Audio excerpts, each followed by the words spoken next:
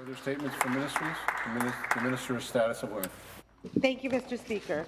I'm pleased to rise today as the Minister of the Status of Women in recognition of Asian Heritage Month. Just last week, I stood in the House and marked Sikh Heritage Month. I'm proud to stand here again because in Ontario, diversity is our strength. Like my parents, so many other immigrants from around the world have chosen this great province as their home. We owe a great debt to those who have chosen Ontario as the place they wish to live, work, and raise their families. I want to recognize the extraordinary contributions of Asian Canadians today as we begin Asian Heritage Month. Asian Heritage Month has been celebrated in Ontario and across Canada since 2002. It is estimated that more than 3 million people in our province are of Asian background. That is almost 1 in 5 Ontarians. Ontario is indebted to the countless important contributions that the members of Ontario's Asian communities have made. For more than 150 years, Asian immigrants have excelled in the arts, business, science, healthcare, and education. They are entrepreneurs and innovators. Asian Canadians are also our neighbours, friends, and colleagues who contribute to our communities and our cultural diversity. Ontario is also a much more significant global trade and business force as a result of our diverse and internationally connected Asian Canadian population. Asia is the largest continent in the world, both in size and population. It includes people from many regions such as East Asia, South Asia, Central Asia, and Southeastern Asia. People from these regions have immigrated here for over centuries and have helped to build this great province. They have contributed to Ontario culturally, economically, and politically.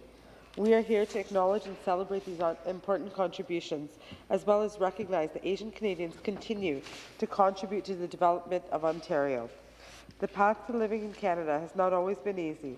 Many Asian immigrants have faced extraordinary challenges to get here. Once here, some have had to face other hardships like prejudice and colonial attitudes. Speaker, that is why we also must recognize the dark history of Asian immigration, like Canada's internment of Japanese Canadians and the denial of the Komagata Maru at the Port of Vancouver. We know that more than 150 years ago, Chinese workers arrived on Canada's west coast, many to work on the Pacific Railway. The work was hard and often dangerous. Many men died working to connect to this country. Despite hardships, prejudice, and biases, Asian men and women persisted. Many moved east, making Ontario their home. Our province is now home to a rich and diverse groups from South, Central, and Eastern Asia.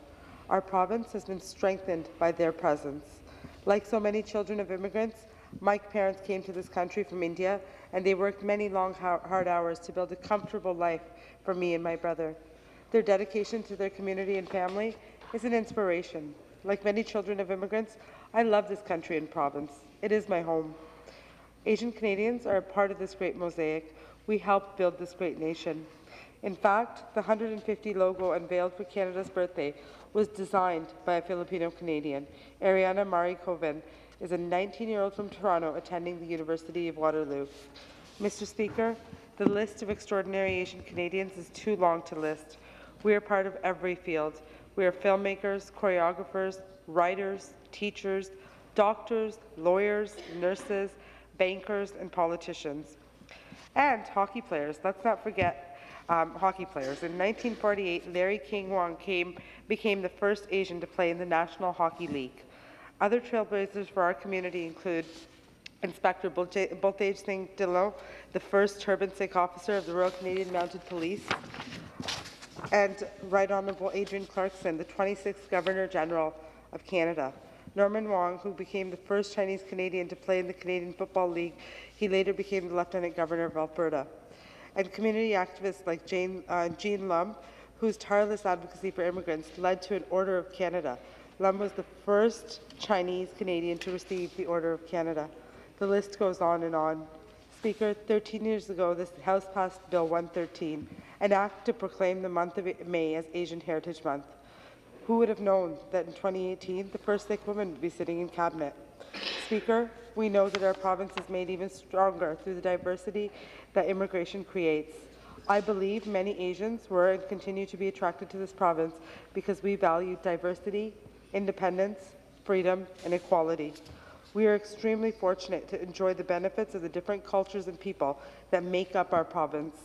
I can step out in my community and be greeted by a chorus of voices speaking Mandarin or Urdu or Punjabi or Hindi. I can visit homes and be welcomed into celebrations and occasions as though I were family. This is what diversity looks like and feels like, and we are so fortunate.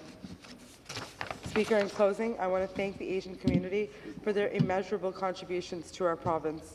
Asian Canadians are leaders in our communities, volunteers who support important causes, and they are also our friends, co-workers, and fellow Ontarians.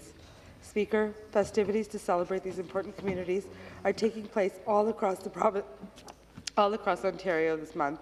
I urge my colleagues and all Ontarians to join in.